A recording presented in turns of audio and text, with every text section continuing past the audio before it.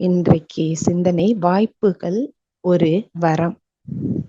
இன்று பேசுவதே எனக்கு ஒரு வரம் தாங்க. இறையே குருவே, இறையே குருவே, உந்தன் உறவினிலே பேரின்பம் காண்கின்றேன். அன்னம் உண்பதை குறைத்து அறிவாய் வாழும் ஆன்மீக பயிற்சியினை போற்றுகின்றேன். என்னுள்ளே அகத்ததுவாய் விளங்குகின்ற ஏற்றமிகு பேர் அறிவு அவ்வப்போது மின்னலது போல் காட்டும் வழி மதித்து தொண்டேற்று நிறைவாய் உள்ளேன் அப்படிங்கிறாங்க மகரிஷி. பாருங்க எவ்வளவு நிறைவாய் உள்ளேன், அவ்வளவு மன நிறைவா வாழ்ந்திருக்காங்க. சாப்பிட்றது அன்னம் உண்பதை குறைச்சிட்டு ஆன்மீக பயிற்சி, அந்த பயிற்சியை செஞ்சா நமக்குள்ள இருக்கக்கூடிய ஏற்றமிகு பேரறிவு அந்த இறைவன் அவ்வப்போது மின்னல் அது போல் காட்டும். ஒரு அடர்ந்த மழை அடிச்சிட்டு இருக்கு, இருட்டுலன்னா அப்ப கரண்ட் இல்ல, பவர் கட் ஆயிடுது. ஒரு மின்னல் அப்படி விட்டுதுன்னு பாத்துக்கோங்களேன், அந்த தெருவுல நடந்து போனா கூட நமக்கு அந்த பாதை தெரியும், நம்ம பாதுகாப்பா போக முடியும். அது போல நம்ம இன்ட்யூஷனா நமக்குள்ள மின்னல் வெட்டுவது போல அவ்வப்போது அந்த இறைவனே வந்து சொல்லி கொடுக்குறாங்க. அந்த வழியில மகான் நடந்துக்கிட்டாங்க, அதனால அவங்க நிறைவா இருக்காங்க. ஆனா நாம நிறைவா இருக்கோமா? மன நிறைவு நமக்கு கிடைக்குதா? இல்லையே. ஏன்? நம்மளே கேட்டு பாருங்க, என்ன வேணும் நமக்கு? இப்ப கடவுள் அருளால யாராவது கேட்டா எல்லாம் இருக்குப்பா, ஆனா மனசு மட்டும் சரியில்லை. ஏன்?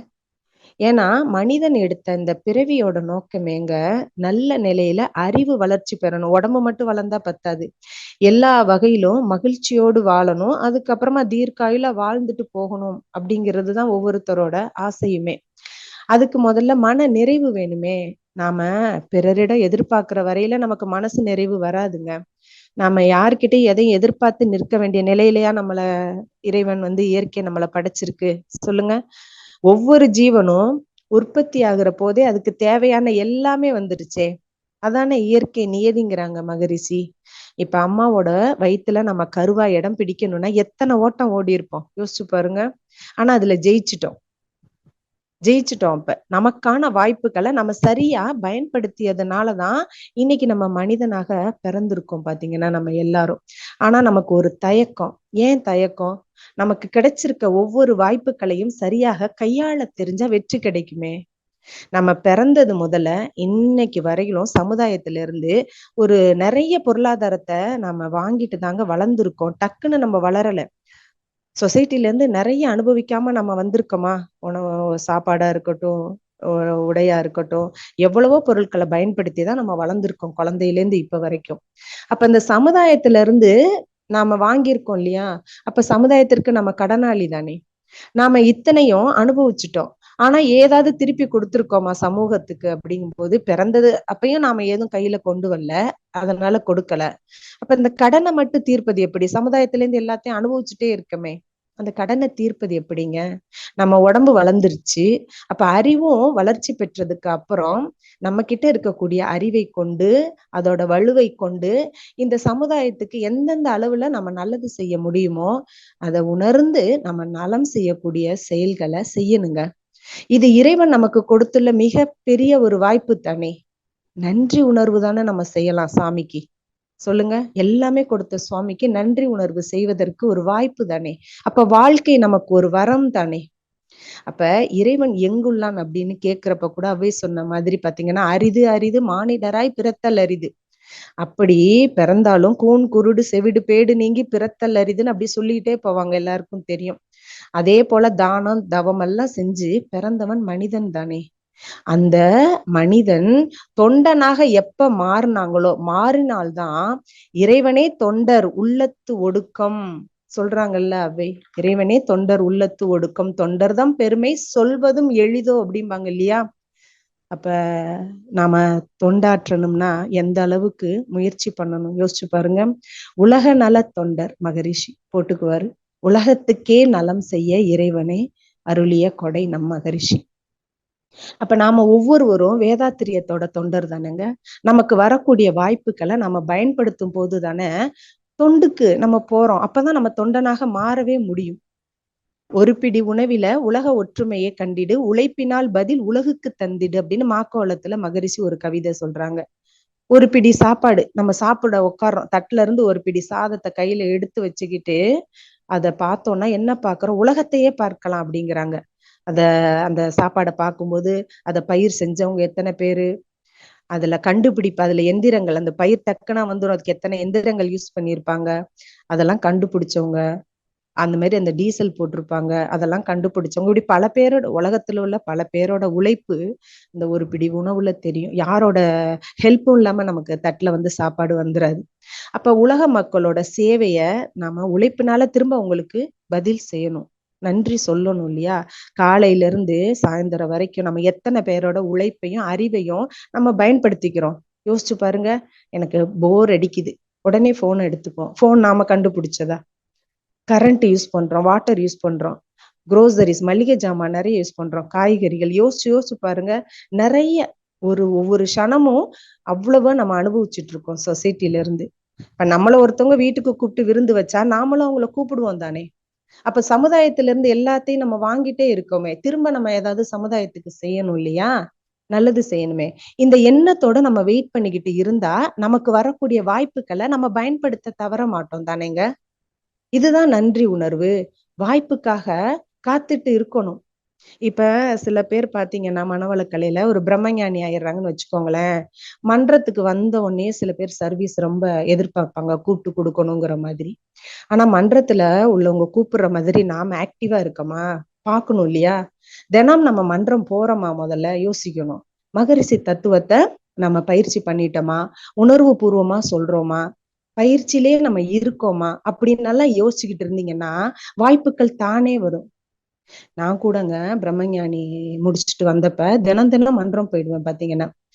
ஆனா நான் பாட்டுக்கு இருப்பேன். ஆனா ஒரு பேராசிரியர் அவங்க பேசக்கூடிய வாய்ப்பை எனக்காக அன்னைக்கு மாத்தி விட்டாங்க. நீங்க நீங்க எனக்கு வேலை இருக்குமா, நீங்க பேசுங்க அப்படின்னு. அந்த வாய்ப்பை நான் பயன்படுத்திக்கிட்டேன். எப்படி? நிறைய பாத்தீங்கன்னா சித்தர் பாடல்களோடு நல்ல மகரிஷி தத்துவத்தை கலந்து பேசினேன் பாத்தீங்கன்னா. எங்க மன்றத்துல இப்ப உடனே பேசணும் அப்படின்னா நம்ம இது மாதிரி வச்சுக்கோங்களேன், நூடுல்ஸ் உப்புமா மாதிரி டக்குன்னு கூப்பிட்டுருவாங்க, சரஸ்வதி அம்மாவை கூப்பிடுங்கன்னு. அந்த அளவுக்கு குரு அந்த ஒரு வாய்ப்பை வழங்கி இருக்கிறாங்க. ஏன் அப்படின்னா நிறைய பாடல்கள் படிக்கணும், புக்ஸ் படிக்கணும், திரும்ப திரும்ப கேட்கணும் பாத்தீங்கன்னா. ஏன்னா ஒவ்வொரு நேரத்துல நம்ம மனசு ஒரு ஃப்ரீக்வன்சில இருக்கும். அப்ப நிறைய திரும்ப திரும்ப கேட்கும் போது அதுக்கு நிறைய விளக்கமும் மீனிங்கும் நமக்கு புரியும் பாத்தீங்கன்னா. நான் வந்து ஒரு ஸ்கூல்ல யோகா டீச்சரா ஒர்க் பண்றேங்க.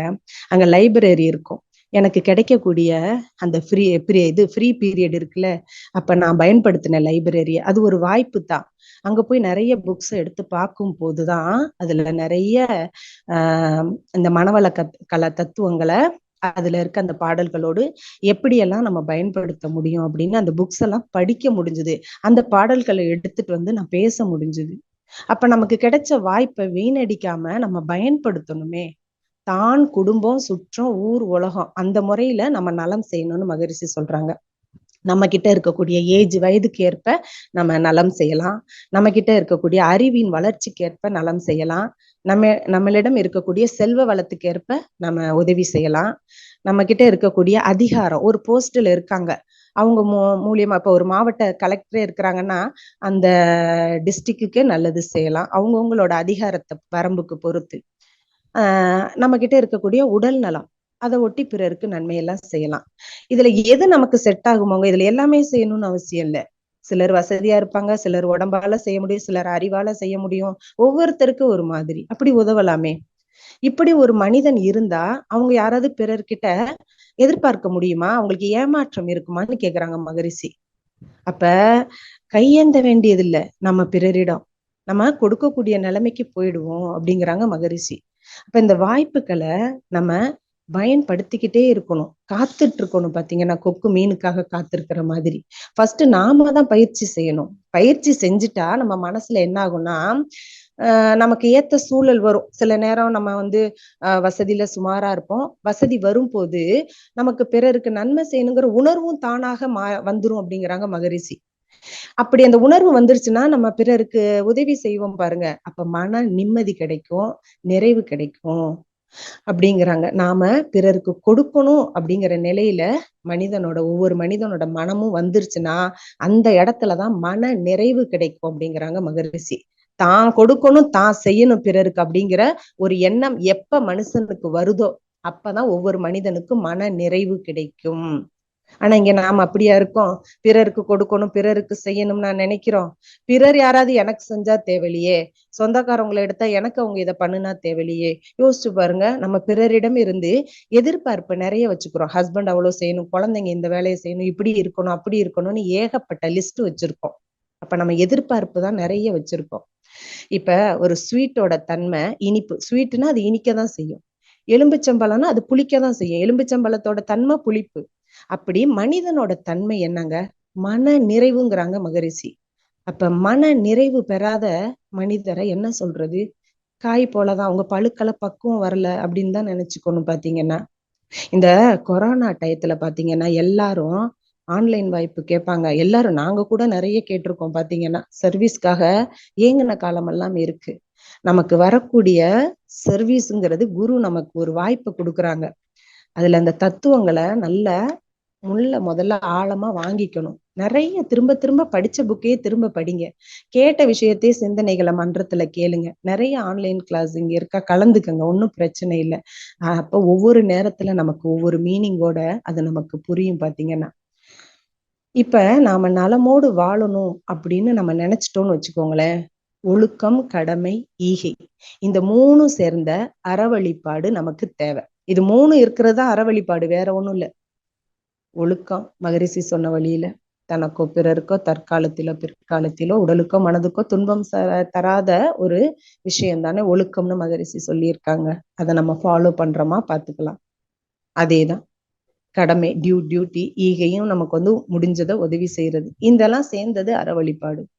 அதுக்கப்புறம் நமக்கு அறிவு இருக்கு இல்லையா, அதை சிறுக சிறுக எப்படி உயர்த்தி கொள்றது அப்படின்னு நம்ம யோசிக்கும் போது இறை வழிபாடு நமக்கு தேவைப்படுது. இந்த இறை வழிபாடெல்லாம் நமக்கு சொல்லி கொடுத்தது வேதாத்திரியம் தாங்க. அப்ப வேதாத்திரியம் நமக்கு வரம் தானே. வேதாத்திரியத்துல சேர்ந்த வாய்ப்பு நமக்கு ஒரு வரம் தானே. பக்தி, அப்புறம் விளக்கம் கிடைக்கணும். மெய்ப்பொருள்னா என்னன்ற தெளிவு கிடைக்கணும். அதாவது ஃபெய்த், அண்டர்ஸ்டாண்டிங் அண்ட் ரியலைசேஷன். இந்த 3 படி ஸ்டெப்ஸ் மூலமாகத்தான் அறிவை வளர்க்க முடியும். அறிவை வளர்க்கணுங்க. அறிவு எல்லாருக்கும் இருக்கு. விளக்கு, தீபம் எல்லாருக்கும் எரியுது. அது எந்த அளவு பிரகாசமா எரியுது, குரு தூண்டி விடுறாங்க இல்லையா. அந்த மாதிரி அறிவை வளர்த்து கொள்ளணும். இதுதான் இறை உணர்வு அப்படின்னு சொல்றாங்க. ஏன்னா நமக்கு பொதுவா அறம், இந்த தத்துவ ஞானம், இது ரெண்டுமே சொசைட்டில எந்த அளவுக்கு நிறைய வருதோ ஸ்பீடா அறமும் தத்துவ ஞானமும் ரொம்ப வேகமா வளரணும். அப்பதான் சமுதாயம் பண்பாட்டுல உயர்ந்து நிற்கும். மனிதன் ரொம்ப சீரும் சிறப்புமா இனிமையா கொஞ்சம் வாழ முடியும். ஆனா நிறைய மக்களிடம் பாத்துக்கிட்டீங்கன்னா சுயநலமா இருக்காங்க. அவங்களுக்கு தெரியல. இன்னோசன்ட்னு எப்படி சொல்றாங்க, அறியாமை. இது ரெண்டும் சேர்ந்தே இருக்கு ஒவ்வொரு மனிதரிடமும், நிறைய பேர்கிட்ட இருக்கு. இது என்ன ஆகுதுன்னா வன்முறையா மாறிடுதுங்கிறாங்க. ஏன்னா ஒவ்வொரு மனுஷனுக்கும் நிறைய நீடு இருக்கு. பாத்தீங்கன்னா தேவை உணர்வு. உணவு மட்டும் வேணும்னா நம்ம யோசிக்கிறோம், சம்பாதிக்கிறோம், ஃபியூச்சர் பிளான் போடுறோம் பாருங்க. உட்காந்த இடத்துல இருந்து பேரன் பேத்தி எல்லாம் உட்காந்து சாப்பிட்றதுக்கு என்ன ஐடியாவோ யோசிப்போம். அதே மாதிரி பழக்கம், நம்ம கிட்ட ஒரு பழக்கம் இருக்கும். அந்த பழக்கத்துல இருந்து நம்ம அவ்வளவு சீக்கிரம் மாறிட மாட்டோம். நம்ம பிறருக்கு அட்வைஸ் பண்ணுவோம். நாம ஒரு சின்ன பழக்கத்துல இருந்து விடுபட்டிருக்கோமான்னு உட்காந்து சிந்திச்சு பாருங்க. அது ஒரு சின்ன காஃபி குடிக்கிற பழக்கமா இருக்கட்டும். அடிக்கடி நிறைய சில பேர் தேவையே இல்லாம ஜாமான் வாங்குவாங்க. அதுல இருந்தெல்லாம் வெளியில வர முடியுமான்னு யோசிச்சு பாருங்க. பழக்கத்துக்கு புலன்களுக்கு அடிமையானவங்க தான் ஜாஸ்தி இருப்பாங்க. இந்த 2 நாளும் என்ன ஆகுது, நம்ம கருத்து இருக்குல்ல, சிந்திச்சுக்கிட்டே இருக்கோம்ல, அதுல ஒரு அழுத்தமான ஸ்ட்ராங்கா ரெஜிஸ்டர் ஆயிடுது. அப்ப இப்படிப்பட்ட மக்கள் தான் இந்த சமுதாயத்துல வாழ்ந்துட்டு இருக்கிறாங்க. அந்த சமுதாயத்தை ஒரு வாரத்துல அல்லது கொஞ்ச நாள்ல அதை திருத்திட முடியுமா? ஒரு சின்ன குழு அவங்க அதை திருத்திட முடியுமா? இல்லையே. சரி, இப்ப கேட்டு பாருங்க, அதுக்காக சமுதாயத்தை அப்படி விட்டுற முடியுமா? நம்ம மகான் அதையா நமக்கு சொல்லி கொடுத்தாங்க. அப்ப அறிந்தோர்கள் கடமை என்ன? அப்ப அறிவுதான் இறை அப்படின்னு நாமெல்லாம் அறிஞ்சுக்கிட்டோம் மகரிஷி அருளாலே, குரு அருளாலே. அவங்களோட கடமை என்ன? நல்ல முறையில கருத்துக்களை முறையோடு சமுதாயத்துக்கு உணர்த்தணுங்க. அவ்வளவுதான். நம்ம சொல்றத நம்ம கடமை, நம்ம செஞ்சுக்கிட்டே இருப்போம். அது நடக்கிறது, அது இறை செயல். நம்ம ஏன் அதெல்லாம் யோசிக்கணும்? நமக்கு கிடைக்கக்கூடிய வாய்ப்புகளை, அது ஒரு வரம் தான் அப்படின்னாலும், இப்ப குரு தந்த வரமே எனது வாழ்க்கையில நான்லாம் ஒரு டெமோ பீஸ் பாத்தீங்கன்னா, குரு தந்த வரம் தான். நான் குருவை வந்து சேர்ந்தேன். அதற்கு பின்பு கோடி நன்மை நான் பெற்றுக்கிட்டு தான் இருக்கேன் இன்ன வரைக்கும் பாத்தீங்கன்னா. ஏன்னா ஒண்ணு மனிதனுக்கு வாய்ப்புகள் வரும்போது பயன்படுத்த தெரியணுங்க. இல்ல வாய்ப்புகளை நாமே உருவாக்க துணியணும். 2 செஞ்சாதான் வெற்றி கிடைக்கும் பாத்தீங்கன்னா. இல்லைன்னா ரொம்ப கஷ்டம். வாய்ப்புகளை நம்ம உருவாக்கிக்கிட்டே இருக்கணும், சிந்திச்சுக்கிட்டே இருக்கணும். இப்ப நான் எங்க பள்ளியில வேலை பார்க்கும்போது, நம்ம என்னதான் ஒரு யோகா டீச்சரா ஒரு ஸ்கூல்ல சேலரி வாங்கிட்டு வேலை பார்த்தாலும், அந்த பீரியட் ஃபுல்லா மகரிஷி தத்துவங்கள் மேக்சிமம்ங்க 75% மகரிஷி தத்துவம், 25% வந்து சில ஆசனாஸ் கொடுப்பேன் பாத்தீங்கன்னா. அது இல்லாம ஃப்ரீ பீரியட் இருந்ததுன்னா அங்க இருக்க ஆசிரியர்கள்ட்ட எல்லாம் பேசி வாரத்துல ஒரு கிளாஸ் ஸ்கூல்லயே நான் வந்து யோகா சொல்லி கொடுக்கறதுக்கு பிரின்சிபல்கிட்ட பேசி பெர்மிஷன் வாங்கி எடுத்தேன். அந்த மாதிரி கொஞ்சம் கொஞ்சமா அவங்களுக்கு சொல்லி கொடுத்து கொஞ்சம் டீச்சரை பிரம்மஞானி ஆக்கணும். இந்த பிரம்மஞானிகள் எல்லாம் ஆக்கிட்டு இந்த கொரோனா டயத்துல எல்லாரும் ஆன்லைன் வகுப்பு எடுத்தாங்க. இப்ப யாரும் எடுக்கிறது கிடையாது. அப்ப அந்த டயத்துல சொல்றேன், எல்லாருக்கும் வாய்ப்பு. அப்பெல்லாம் நாங்கெல்லாம் டீச்சர்ஸை வச்சு ஒவ்வொருத்தருக்கும் வாய்ப்புகளை அவங்களே உருவாக்கி, நீங்க பாடுங்க, நீங்க இறை வணக்கம் குரு வணக்கம் பாடுங்க, நீங்க வந்து தவம் எடுங்க, நீங்க ஒரு சிந்தனைய மகரிஷி சிந்தனைய பிரம்மஞானி தான், உங்களுக்கு என்ன புரிஞ்சுக்கிட்டீங்களோ அதை பேசுங்க அப்படின்னு சொல்லி அவங்களெல்லாம் ஒரு வாய்ப்புகளை அவங்களே பண்ண வைக்கும்போது அவங்களுக்கு அவ்வளவு ஒரு ஆனந்தமா இருந்தது பாத்தீங்கன்னா. இப்ப அதெல்லாம் நம்ம செயல்படுத்தி மொத்தமா பார்க்கும்போது நம்ம எந்த அளவுக்கு மகரிஷி தத்துவங்களை உள்ள வாங்கியிருந்தாங்கன்னா, அந்த ஒவ்வொரு ஆசிரியரும் பிரம்மஞானி ஆனதுக்கு அப்புறம் அவ்வளவு வந்து வேலை பார்த்தாங்க பாத்தீங்கன்னா. அதே போல மாக்கோளம் அந்த கவிதைக்கு எங்க மிஸ்ஸுங்கெல்லாம் ஒரு மிஸ் பாட்டை வந்து பாடுவாங்க, கவிதையை வந்து பாட்டா பாடி கொடுப்பாங்க. அதுக்கு நான் வந்து கொஞ்சம் விளக்கம், மகரிஷி என்ன விளக்கம் கொடுத்தாங்களோ அதை விளக்கம் கொடுப்போம். அதுக்கப்புறம் அவங்க ஒரு போட்டோ போடுவாங்க, அதை பார்த்தீங்கன்னா ஃபிளேயர்ஸ் போடுவாங்க, அதை அப்படியே யூடியூப்ல விடுவாங்க. ஏன் அவ்வளோ ஈடுபாட்டோட அவங்க மகரிஷி தத்துவத்தை உள்ள வாங்கினதுனால அவங்க வந்து அந்த சர்வீஸை டெடிகேட்டடா பண்ண முடிஞ்சுது. இப்ப அவங்களுக்கெல்லாம் அவங்க பர்சனல் லைஃப்ல நிறைய சேஞ்சஸ், இந்த பிரம்மஞானி ஆனதுக்கு அப்புறம் நிறைய சேஞ்சஸ் நடக்குது. அவங்களுக்கு வந்து சொல்ல முடியாத ஆனந்தம் நிறைய கிடைக்குது. அப்ப அமைதியா நல்லா அவங்களால ஃபேஸ் பண்ண முடியுது. எந்த விஷயத்துல இருந்தும் ஒரு பிரச்சனை வந்ததுன்னா தாங்குற சக்தி கிடைக்குது. அப்ப மனவளக்கலை நம்மளுக்கு அவ்வளவு கொடுத்துருக்குங்க. இதை உணர்ந்தவர்கள் மட்டும் நம்ம என்னைக்குமே இதை விட்டு இதை எந்த அளவுக்கு உலகத்துக்கு எடுத்துட்டு போகணும்னு தான் நம்ம யோசிப்போம். இதுல இருந்து வளர்ந்தவங்க தான், எனக்கு தெரிஞ்சு வளர்ந்தவர்கள் தான் ஜாஸ்தி.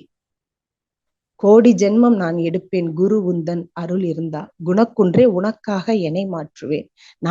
நான் மாறினங்க, பிறரை யாரையும் மாற்றல, நான் மாறினேன். மிக அமைதியாக, ஆரோக்கியமாக, மகிழ்ச்சியாக, நிறைவாக வாழ முடிகிறது. ஆழ்ந்த நின் கருணை என்னும் ஆழியில் நாங்கள் மூழ்கி ஆழ்ந்திட வேண்டும் என்றும் வாழ்ந்திட வேண்டும் நன்றே, வாழ்ந்திட வேண்டும் நன்றே.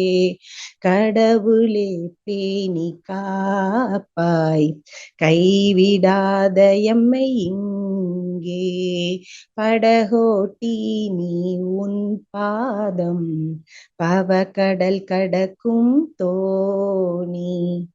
என்னிடும் பொருள் ஒவ்வொன்றும் இறுதியில் ஒடுங்கும் வேலை, மண்ணிலே நிலைக்கும் முந்தன் மனம் ஒன்றே வேண்டும். நம் மனம் ஒன்ற வேண்டுங்க. இறைவனோடு ஒன்றி தவம் இயற்றினால் நமக்கு கிடைத்த அத்தனை வாய்ப்புகளும் வரமே வரமே என்று கூறி சிந்தனையை நிறைவு செய்கின்றேன். நன்றி. வாழ்க வளமுடன்.